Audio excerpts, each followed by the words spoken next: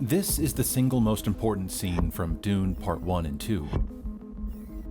For our protagonist Paul Atreides, it's the opportunity to harness what his father referred to as desert power, to solidify a relationship with the Fremen of Arrakis, and to fulfill a prophecy that will alter power throughout the galaxy. And all he has to do is ride a giant sandworm. Easy. Now here's the same moment from David Lynch's 1984 version. It's a moment that's every bit as pivotal to the story of Dune, but it doesn't feel anywhere near as massive and epic as the newer films. Why is that? I mean, strip away the scores, sound effects, and the obvious 40 years of technological advancements, and just look at the shots themselves, the blocking. There's something important missing from the 1984 version, something that Greg Fraser, the cinematographer for the new Dune films, claims is his secret trick for making everything feel so massive and immersive. So, what is this secret trick, and why does it matter? But first, let me thank the sponsor of this video, Exter. Before Exter, I had one of those big, bulky wallets that was always uncomfortable in my pocket. But I made the switch to Exter about 4 months ago, and I'm never looking back. I've been using their Parliament wallet. And like all Exter wallets, it's slim, slick, comes in multiple colors, and blocks RFID to prevent wireless theft. They also have this fabulous side button that fans out all your cards. I don't know why I love it so much, but I do. To me, the Parliament wallet is the best of both worlds because it allows me to carry a lot of stuff while keeping the wallet slim in my pocket. And now Exter has this new tracker card.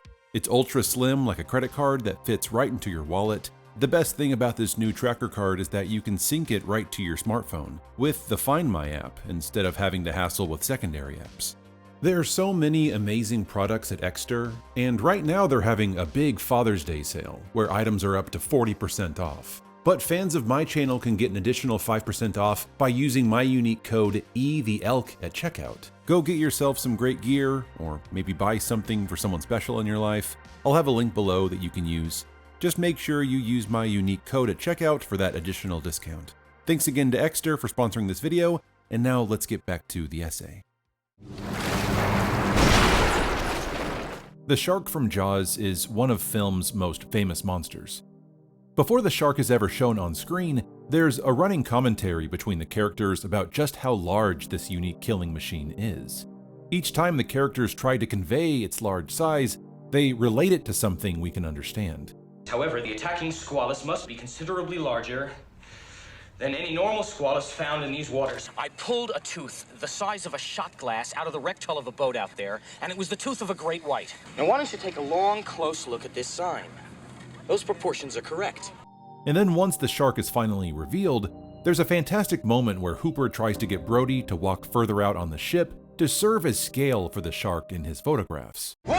Please go to the end of the pulpit. What for? I need to have something in the foreground to give it some scale. Foreground my ass! Because Hooper understands that an image attempting to convey size without scale is meaningless. When it comes to movies, size matters. But scale matters more. There's nothing extraordinary about these dandelions in Kurosawa's Dreams until you add people into the frame. There's nothing unique about Lord Farquaad's appearance in Shrek until he walks by two guards.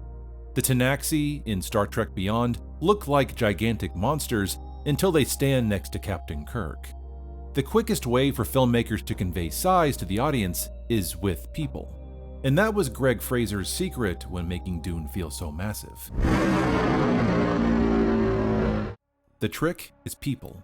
Ultimately, as humans, we cannot comprehend scale without some other point of reference. We have no concept of how high a mountain is unless we see something in relation to it.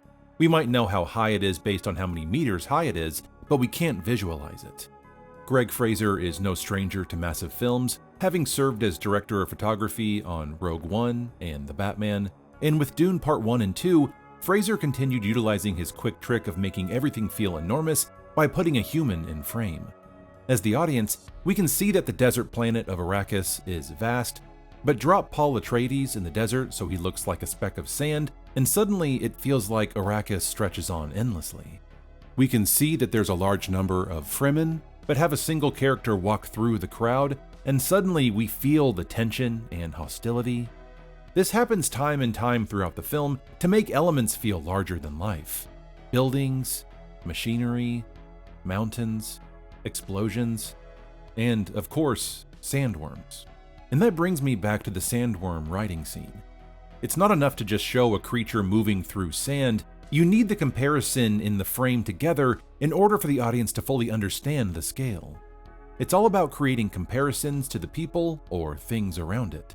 Visually, we need to make sure we always have those things in a frame together, because if you don't have something like that in a frame, you don't really get that idea of scale. And the effect of having both elements in frame together is twofold. Not only does it help the audience understand scale, but it also helps the audience identify with the human on screen. We get to share in their perspective, and so we also share in their tension. Now, the sandworm isn't just moving in some random direction on screen, we understand the scale of how massive this creature is as it's moving directly towards us. That makes all the difference. The 1984 version of Dune has several shots of a sandworm by itself in frame. Without anything to compare it to in the frame, the scale and tension just doesn't work the same. Compare that to Dune Part 1 and 2.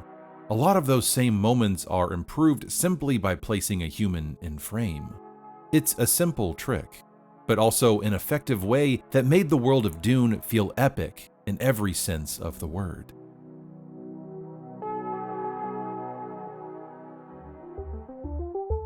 Hey everyone, thanks so much for watching this video. I really hope you enjoyed it. Dune Part 2 might be my favorite movie of the year so far. I was just blown away by its spectacle, and so it was a lot of fun to get to talk about it on here.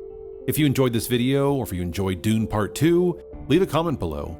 Like this video, share it with a friend, just in some way if you could engage with this video to help appease the algorithm gods, that way they can do their job and share it with more people.